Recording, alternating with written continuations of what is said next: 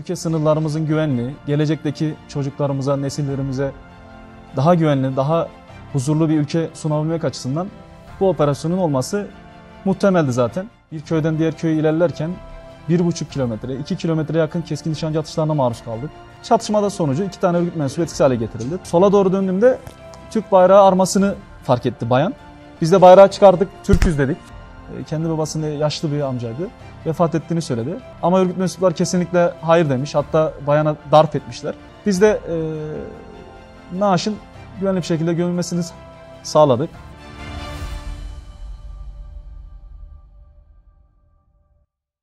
İsmim Mehmet. Özel Harekat Başkanlığı'nda çalışmaktayım. 6 yıldır Özel Harekat personeli olarak bu kurumun içerisinde yer almaktayım. Daha önceden Diyarbakır ve Şırnak gibi illerde Güneydoğu'nun muhtelif illerinde de görev yaptım. Şu an Ankara'da Özel Harekat Daire Başkanlığı'nda görevimi ifa etmekteyim. Polis teşkilatı olarak ülke dışında bu kadar kapsamlı ilk defa bir operasyona katılmış bulunduk. Tabii bu operasyonun çok yönlü ele aldığımız noktaları belli. Yani ülkenin hem sınır güvenliği açısından hem o bölgedeki masum insanların uğramış olduğu zulmü karşı sessiz kalmamak açısından, bölge halkına yardım götürmek açısından tabii en önemlisi ülke sınırlarımızın güvenliği, gelecekteki çocuklarımıza, nesillerimize daha güvenli, daha huzurlu bir ülke sunabilmek açısından bu operasyonun olması muhtemeldi zaten. Tabii bu bölgede oluşturulmak istenen PKK, YPG, PYD, DAEŞ gibi maşa örgütlerin bölgede bir kanton devleti, bir kendilerine Kürt devleti oluşturmak istemeleri, tabii bizim ülkemize sınır tehdidinde bulunmaları bu operasyonun yapılmasını zaten amaç olarak gerekli kıldı. Tabii bu operasyon yani ülkemiz adına çok önemli bir operasyon oldu. Hem kısa sürede bu kadar başarılı bir operasyon icra edilmesi, hem ülkenin güvenlik açısından sorumlu, hem Türk Silahlı Kuvvetleri, Emniyet Teşkilatı, güvenlik güçleri, güvenlik korucuları hepsi birlikte ortaklaşa yapılması babında da çok önemli bir operasyon oldu bizim açımızdan. Hendek Barikat operasyonlarına aktif olarak katıldık. Zeytin Dalı Harekatı'nın Hendek Barikatlarından hani bir daha zor geçmesi bizim açımızdan. Hani o bölgeye gittiğimizde görmüş olduğumuz tüneller, lojistik desteğin daha büyük imkanlarla sağlanması. Hani biz Güneydoğu'da gittiğimizde arazi şartlarında PKK'yı tanıyoruz. Yaptığı faaliyetleri, izlemiş oldukları yöntemleri çok iyi biliyoruz. Meskunmal çatışmalarında yaklaşık 8-9 ay boyunca gördüğümüz teknikleri, PKK tarafından yapılan teknikleri çok iyi biliyoruz. Ama Zeytin Dalı Harekatı'na giderken yani bu harekatın daha büyük kapsamlı olacağını tahmin ediyorduk. Ama bölgeye gittiğimizde gördüklerimizden daha da büyük kapsamlı işlerin yapıldığını gördük. Yani büyük tünellerin, bütün köylerin neredeyse EYP gibi tuzaklanması, EYP'lerle tuzaklanması, sayı olarak fazla olmaları, her köyü hakim kılmak anlamında en az 10-15 tane örgüt mensubunun köyün güvenliği için orada tutmaları, bir yönetim, Afrin merkezden bir yönetimden yönetilmeleri daha kapsamlı olduğu için Zeytin Dalı Harekatı bu yönleriyle daha farklı. Tabii ki bize bu gitmeden önce yaptığımız briefinglerde, toplantılarda bu bize söylenmişti. Ama bölgeye gittiğimizde tabii ki yaklaşık 50 santim kalınlığında duvarlarla çevrili tünellerin olduğu, keskin nişancı unsurlarının kendilerini geliştirdiklerini, o bölgede dış kaynaklardan alınan eğitimlerle daha iyi keskin nişancıların olduğunu fark ettik. Hani biz meskunmal çatışmalarında 200, 300, 400 metreye kadar bir keskin nişancı atışlarına maruz kalıyorduk. Tabii o bölgede bir köyden diğer köye ilerlerken 1,5 kilometre, 2 kilometre yakın keskin nişancı atışlarına maruz kaldık. Tabii bu bizim için ilk defa karşılaştığımız bir olaydı. Yaptığımız tecrübelerle, eğitimlerle bunların üstesinden geldik. Tabii 3 ay süre zarfında birçok anı birikti. Ama en akılda kalan bana böyle yer eden bir anımı size paylaşmak istiyorum. Operasyon başladıktan yaklaşık bir 20 gün falan sonra biz Raca bölgesinin tamamen hakimiyetini sağlamıştık. İlerleyeceğimiz köylerin istihbarati çalışmalar sonucunda gelen haritalar üzerinde değerlendirmelerini toplantılar yaparak değerlendiriyorduk.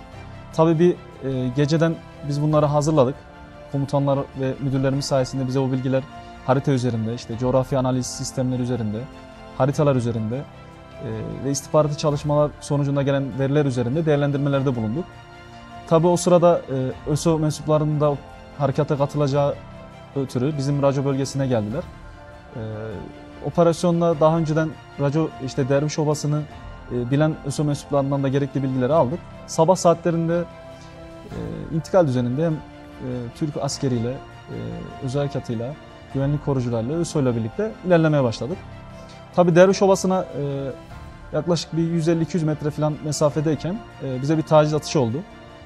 Muhtemel bizim yani kestirdiğimiz verilere göre keskin nişancı atışı olduğunu tahmin ettik. Çünkü onların beklemediği bir yamaçtan çıktık. Onların bize görmesini sağlamadık. Tabii biz bu Derviş Obası'nı alma için hareket ettiğimiz sırada bize taciz atışı oldu. Biz de görüntü alamamamızdan ötürü, meskun mahalleden ötürü, işte bölgenin zeytin ağaçlarla kaplı, aynı zamanda rakım olarak Derviş Obası bize göre daha yüksekte olduğundan ötürü milli İHA'larımızı çağırdık. İHA'larımız sayesinde, insan hava araçları sayesinde bölgede 4 tane teröristin, köy içerisinde 4 tane teröristin EYP'ler üzerinde çalışmalar yaptığını bize bildirdi. Tabii biz de köyün tuzaklı olduğunu zaten tahmin ediyorduk ama bununla daha da netleştirdik. Biz tabii köye birazcık daha hamle yaparak ilerledikten sonra taciz atışları, sıcak alan çatışmaları arttı. Çatışmaya girdiniz yani. Tabii o arada çatışmaya girdik. Tabii örgüt mensuplarının iki tanesi İHA'ların bize bildirdiğine göre köyün arka kısmından Afrin'e doğru kaçtıklarını söyledi. Onun üzerine silahlı insansız hava araçlarımız bölgeye geldi. Onların faaliyetleri sonucu o iki kaçan terörist etkisiz hale getirildi. Biz de köy içerisindeki iki terörist mensubunu en az değerlendirdiğimiz iki kişiyi etkisiz hale getirmek için kendi taktiklerimizle köyü abluk altına aldık. İHA'ların bize vermiş olduğu koordinata binaen girmiş oldukları evi az çok kestirdik. Ona göre hareket tarzını belirleyerek yaklaşık 50 haneli bir köydü. Büyük bir köy değil zaten. Köyü askeri unsurlarla, güvenlik korucularla, ÖSO'yla birlikte ara ilerledik. Hedefi noktaya geldiğimizde de yakın alan meskun mahal çatışması çıktı. Tabi orada bize birazcık daha fazla görev düşüyor. Çatışmada sonucu 2 tane örgüt mensubu etkisiz hale getirildi. Tabi aranmamış bölgeyi arama faaliyetlerine devam ettik. Takviye ekipleri çağırdık. Bu konuda uzman arama kurtarma personelini çağırdık. Biz de o esnada tekrar hani terörist unsur varmış gibi aynı ciddiyetle başka evlere arama faaliyeti sırasında evin içinden ufak böyle bir ses geldiğini duyduk. Tabii biz kendi timimizle birlikte eve operasyon gerçekleştirdik. Evi aradığımız esnada benim arkadaşım kanepenin arkasında yaklaşık 35-40 yaşlarında bir bayanın çocuğuyla birlikte sarılıp böyle çığlık attığını gördük. Bizi gördü tabii, biz de yüzümüz maskeli, uzun yelekli, silahlı tesisatlı olduğumuz için bize örgüt mensubu zannetmiş olduğunu değerlendirdik. Çığlıklar atması sonucu sakin olmasını söyledik ama durduramıyorduk. Hani feryat figan bir şekilde çığlık atmaya devam etti. Biz de tabii o sırada Arapça bilmememizden ötürü tercüman arkadaşımızı çağırdık. Tercüman arkadaşımız geleceği sırada ben sola doğru döndüğümde Türk bayrağı armasını fark etti bayan. Tabii onu fark etmesinden sonra ayağa kalktı. Bizim anlayacağımız şekilde işte Türk müsünüz gibi bir söylemde bulundu. Bayrağı gösterdi. Biz de bayrağı çıkardık, Türküz dedik. Yani o da bu şekilde algılanmış oldu. Tabii tercüman arkadaş geldi o sırada kendisinin işte bizleri umut olarak beklediklerini, Suriye halkı için onların bir umut olduğunu falan söyledi. Bize sarıldı. Tabii o esnada biz de tercüman aracılığıyla sorduk eşi nerede falan. Hani eşini örgüt mensuplarının 2 ay falan önce zorla götürdüğünü söyledi. Çalıştırılmak üzere. Artık bu tünellerde mi çalıştırılıyor yoksa EYP döşeme aşamalarında mı çalıştırılıyor onu artık bilemiyoruz. Tabii o sırada daha yani çarpıcı bir olay söyledi bize. Yan odada kendi babasının vefat ettiğini, yani açlık ve susuzluktan dolayı kendi babasının yaşlı bir amcaydı, vefat ettiğini söyledi. Biz de tabii bunun üzerine odaya girdik. Hemen köyünde bir yaklaşık 50 metre altında mezarlık olduğunu söyledi bayan. Cenaze evde miydi? Cenaze evdeydi, naaş evdeydi. Tabii bayana söylediğimiz zaman hani niye gömmediniz, niye böyle bekledi falan dedikten sonra naaşın yaklaşık bir hafta falan önce vefat ettiğini ama örgüt mensuplarının o köydeki örgüt mensuplarına bunu söylediklerini, yaklaşık 50 metre olan aşağıdaki mezarlığa gömmek istediklerini belirtmiş. Ama örgüt mensupları kesinlikle hayır demiş. Hatta bayana darp etmişler. Bize bunları anlattı tercüman aracılığıyla.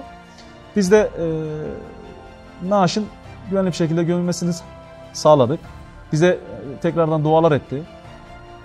Onu da güvenli bölgelere bayan ve çocuğunu gönderdik. Örgütün ne kadar zalimane olduğunu gözler önüne sermekte bir durum. Tabii biz bunları Hendek barikatlarında da yaşadık.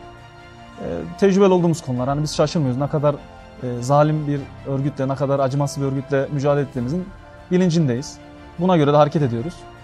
Yani öncelikle 3 ay gibi bir kısa süre zarfında bu tarz kapsamlı bir operasyonu gerçekleştirdiğimiz olduğu için gurur duyuyoruz tabii ki.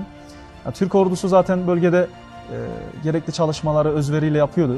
Çok başarılı operasyonlara imza atmıştı. Bizim zaten bölgeye gitmemiz bir ay aktarmalı oldu. Meskun mal çalışmalarının başlamasına yakın biz bölgeye gittik. Tabii o zaman zarfına kadar güzel çalışmaları olduğunu gördük Türk Silahlı Kuvvetleri'nin. Türk ordumuz gayet güçlü. Dünyaya da bir gözdağı verdi zaten bu Zeytin Dalı Harekatı ile birlikte. Biz de meskun mal çatışmalarıyla birlikte Zeytin Dalı Harekatı'na katılmış bulunduk. Tabii burada Özel Harekat Başkanlığımızda hani hem kendi şubemizde hem kendi grubumuzda çalışan arkadaşlardan yaklaşık herkes gönüllü oldu. Hani bu seçim bir tim olarak gittik biz sadece 22 kişi olarak. Tabii bu seçimde herkes gönüllü olunca kiminin eşi yeni doğum yapmıştı, kiminin eşi hamileydi, kiminin babası rahatsız, annesi rahatsız. Bu durumda bile gelmek isteyen arkadaşlar vardı. Hani biz onlara siz kalın, bu seferlik biz gidelim, bizi değiştirmeye gelirseniz gibi telkinlerde bulunarak onların kalmasını sağladık. Geri kalan 30-40 kişilik arkadaş için de kurayla 22 kişi olarak gönüllü bir şekilde gittik. Tabii bu ayrı bir gurur. Nasıl Çanakkale Zaferi bundan yaklaşık 100 yıl önce olmasına rağmen biz hala dedelerimizle, atalarımızla gurur duyuyorsak, küçük bir nebze de olsa bizim bu operasyona katılarak bir katkı sağlamamız, yıllar sonra belki bizim de torunlarımızın bize yad etmesine sebebiyet verecek.